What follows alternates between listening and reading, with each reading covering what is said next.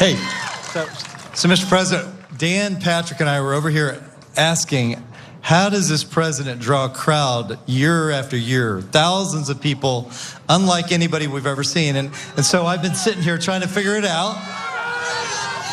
And the question I thought was, well, maybe he's a great speaker. Well, Mr. President, that's true. You are a great speaker. But I don't think that's why everybody's here. Is it because he's a great businessman? He clearly is a great businessman, but I don't think that's why everybody's here. Maybe it's because you're a great golfer. I don't think that's why everybody's here.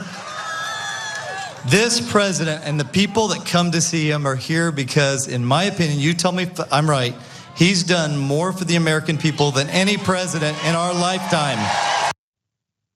For some reason, I get the feeling he didn't start listing those things that he's done for the American people. They always say that, but all those people in the crowd, I'd love for them to talk about the things that have been done so well for the American people, because they're still complaining. Their wages, the costs of things, trying to put food on the table, gas prices, all those things were a problem. But for some reason, I thought he made your lives better.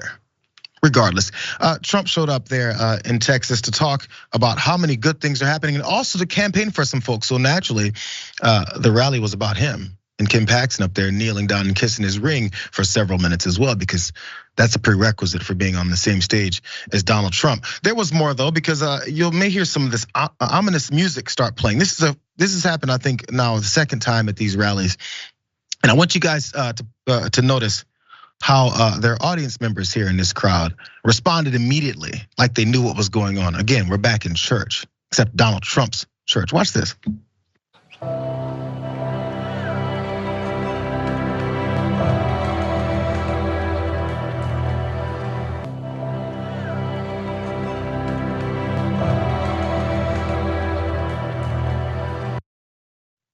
Is that I guess that's the QAnon symbol. Once the dramatic music starts, you have to throw a finger in the air because the prophet is about to speak. Now, I grew up in the church, and there was sometimes some of that inspirational music start playing near the end of the sermon, and then the pastor leads into the rest of his sermon, and it's the most inspirational, highly energetic part of it that lets you leave the day and start your week on a high note.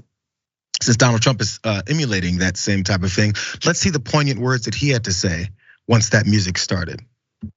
By sick and demented people, a nation whose once revered airports are dirty, crowded mess. You sit and wait for hours and then are notified that the plane won't leave, and they have no idea when they will, where ticket prices have tripled.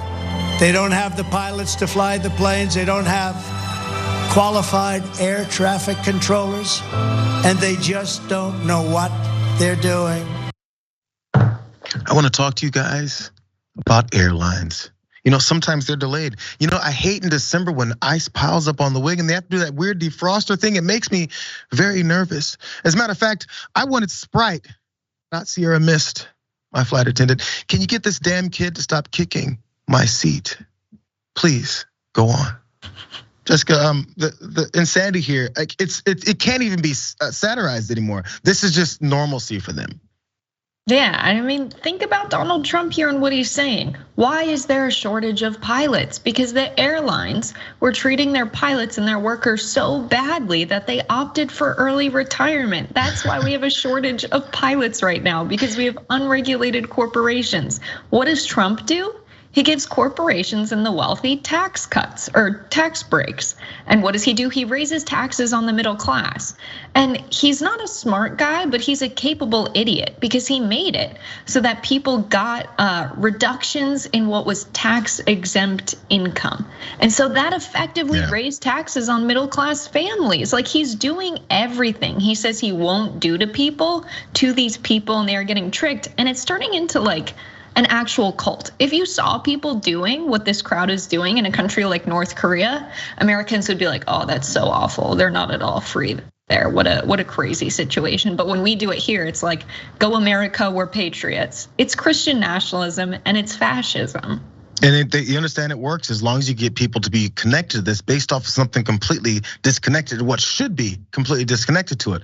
As you see, we talked about the church before a second ago, and now the church has come to the rallies. It's all the same thing, and they're not allowed to tell the difference between one and the other.